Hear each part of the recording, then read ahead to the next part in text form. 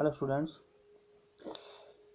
Class 9th का chapter lines and angle में काफ़ी दिनों बाद लेके आ रहा हूँ। तो इस चैप्टर को स्टार्ट करने से पहले सबसे पहले मैं इंट्रोडक्शन देना चाहता हूँ। तो इंट्रोडक्शन में सबसे पहले हमारे पास आएगा, जैसे चैप्टर का नाम है लाइंस और एंगल्स, लाइंस के बारे में पढ़ेंगे और एंगल्स के बारे में पढ़ेंगे। ठीक है जी। सबसे पहले आया पॉइंट। पॉइंट क्या होता है? A point is that which has no part. ठीक है। पॉइंट एक ऐसा हिस्सा होता है जिसका कोई पार्ट नहीं होता, ना ही उसकी लेंथ होती है ना ही ब्रेथ होती है। जैसे ये पॉइंट हो गया, ये पॉइंट ऐसे आ गया, ये पॉइंट। ठीक है जी। कुछ इंट्रोडक्शन पार्ट है। दूसरा आपके पास आ जाती है लाइन। लाइन क्या चीज होती है? डेफिनेशंस हैं, इसको थोड़ा सा लर्न करना है आपने। A line, a line is breadthless length. ठीक है। लाइन क्या होती है? जिसकी ब्रेथ नहीं होती, ये लाइन जिसकी कोई ब्रेथ नहीं होती है। ठीक है जी, लाइन बोलते हैं, जैसे देखा हुआ है। तीसरा तीसरा पॉइंट आ जाता है आपके पास, जैसे लाइन सेगमेंट। लाइन सेगमेंट, ठीक है। A line segment has two end points. Line segment वो होती है जिसके दो एंड पॉइंट होते हैं। जैसे ये लाइन लगाई और ये इसके दो एंड पॉइंट्स हो गए, एंड पॉइंट हो जाते हैं इसको सेगमेंट्स में। जैसे स्केल होता है ना, उसमें सेगमेंट्स 15 सेंटीमीटर से एक एक सेंटीमीटर का सेगमेंट बनाया हुआ है। डेफिनेशन है ये, line segment has two end point. ठीक है जी। जैसे फोर्थ एक डेफिनेशन आ जाती है कि प्लेन सरफेस क्या होता है। प्लेन सरफेस, प्लेन सरफेस इसको बोलते हैं जो इसमें यूज होना है। It is a surface, it is a surface, it is a surface which lies evenly with the straight line on itself। ये जैसे कॉपी का पेज है, ये भी क्या है? एक प्लेन सरफेस है। ठीक है जी। फिर एंगल्स के बारे में आपको पता ही है। जैसे एंगल्स में आ जाता है, जैसे इसमें एंगल्स में आ जाता है, जिसमें ये एंगल हो गया होगा, ये एंगल में आर्म होती है, आर्म और वर्टेक्स होता है। ये एंगल शो करता है, ये एंगल है।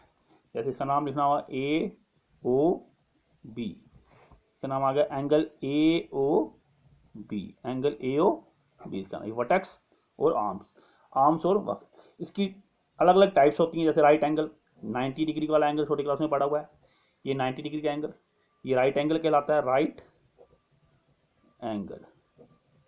फिर आता है एक्यूट एंगल, 90 से छोटा, ये एक्यूट एंगल, एक्यूट एंगल। ठीक है। फिर आता है एब्ट्यूज एंगल, 90 से बड़ा, ऑब्ट्यूज एंगल, 90 से बड़ा। स्ट्रेट एंगल, ये स्ट्रेट एंगल, ठीक है, जो 180 डिग्री को शो करता है, वो हो गया स्ट्रेट एंगल। बोलते स्ट्रेट एंगल जो 180 डिग्री का होता है। ठीक है जी। कंप्लीट एंगल, ये कंप्लीट एंगल होगा, ये जो 360 डिग्री का एंगल होता है उसको बोलते हैं कंप्लीट एंगल। ठीक है। फिर रिफ्लेक्स एंगल्स होते हैं, जो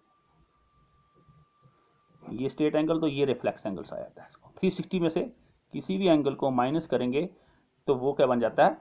रिफ्लेक्स एंगल बन जाता है। रिफ्लेक्स एंगल निकालने के लिए हमें ये कंसेप्ट हमारा यूज होना है, ज़्यादातर कंसेप्ट ये वाला यूज होना है। रिफ्लेक्स एंगल निकालने के लिए आपने ध्यान रखना है कि हमें किसी भी एंगल को कंप्लीट एंगल में से किसी भी एंगल को, जैसे 360 में से 90 डिग्री को माइनस करेंगे तो जो बचेगा हमारे पास वो रिफ्लेक्स एंगल हो जाएगा। ठीक है। रिफ्लेक्स एंगल शो करता है। बाउंड्री, ये मालूम है आपको बाउंड्री क्या होती है, फिगर, ये मालूम है शक्ल, ठीक है। और आपके पास आ जाता है इस चैप्टर में यूज होने के लिए सर्कल। सर्कल मालूम है आपको, ये सर्कल होता है, ठीक है, जो 360 का एंगल शो करता है वो सर्कल आ जाता है, ठीक है। सेमी सर्कल, आधा सर्कल, सेमी सर्कल। तो आगे आपके पास हाफ सर्कल जो होता है वो क्या होता है, सेमी सर्कल शो करता है।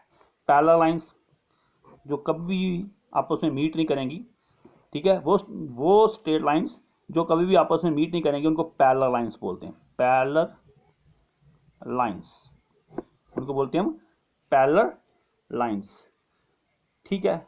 रेक्टिलिनियर फिगर, रेक्टिलिनियर फिगर वो क्या होती है, जैसे रेक्टेंगल जैसी रेक्टिलिनियर फिगर, हर साइड से 90 डिग्री का एंगल बनता है, ठीक है जी। तो इसमें कुछ कुछ ये छोटी छोटी टर्म्स हैं जो इस चैप्टर में आपको यूज होंगी। तो इसमें हम अलग अलग टर्म्स की को यूज करते हुए जाएंगे, ठीक है। जैसे हमारे पास ये हैं कुछ एंगल्स शो करेगा ये जो आपको यूज होते हैं एंगल, जैसे ये क्या है, ये कौन सा एंगल बना, जैसे ए ओ बी सी तो डी, ठीक है। ये दो लाइंस हैं, इंटरसेक्टिंग लाइंस हैं, ये क्या है, इंटरसेक्टिंग लाइंस जो आपस में इंटरसेक्ट कर रही हैं और अलग तरह के एंगल्स बना रही हैं। इसको मैं ऐसे भी लिख सकता हूँ एंगल 1 और एंगल 2, और इसको लिखूंगा मैं 3 और एंगल 4, शॉर्टकट फॉर्म में।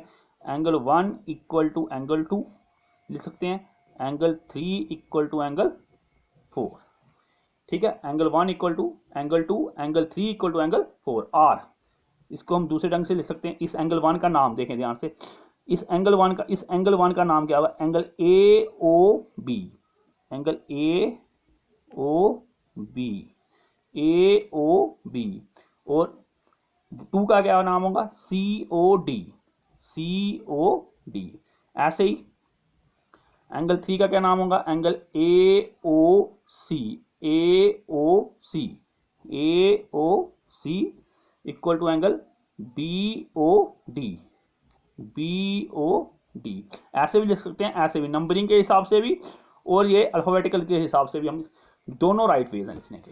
और इन एंगलों को बोलते क्या है, जो क्रॉसिंग में जब दो लाइनें इंटरसेक्ट करती हैं तो क्रॉसिंग में जो एंगल मिलते हैं इनको क्या बोलते हैं हम, वर्टिकली अपोजिट एंगल, वर्टिकली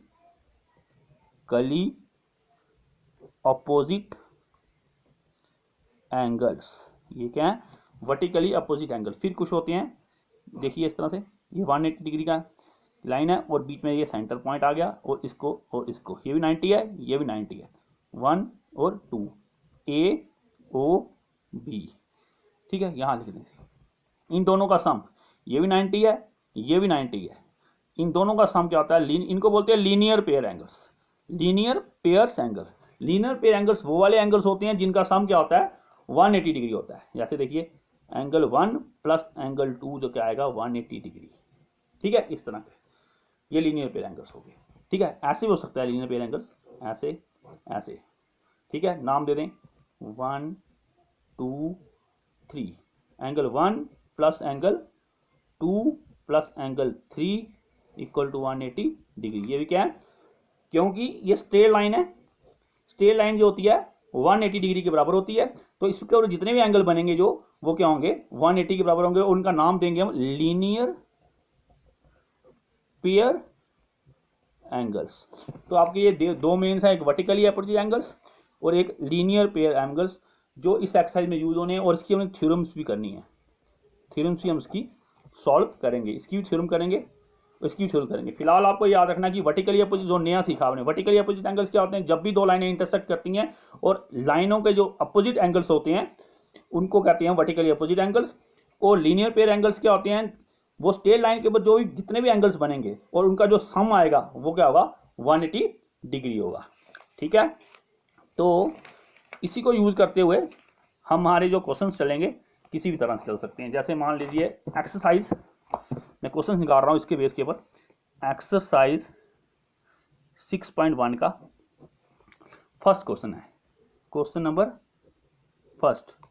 बोला गया इन figure, lines AB and CD intersect at O if angle AOC plus angle BOE equal to 70 degree and angle BOD equal to 40 degree. Find angle BOE and reflex COE, ये निकालना है। Figure किस तरह से है, ये फिगर है, निकालूंगा नहीं मैं, थोड़ी सी इंट्रोडक्शन दूंगा, इसको आप खुद ही ट्राई करेंगे। तो नेक्स्ट वीडियो में इसको मैं निकाल के भी दिखा दूंगा। ए ओ बी सी ओ तो डी। क्वेश्चन किस तरह से है देखिए, in figure line A B and C D, line A B और सी डी ये क्या कर रही हैं, इंटरसेक्ट कर रही हैं। क्या कर रही हैं, इंटरसेक्ट कर रही हैं, line A B and C D at O कट रही हैं। If angle AOC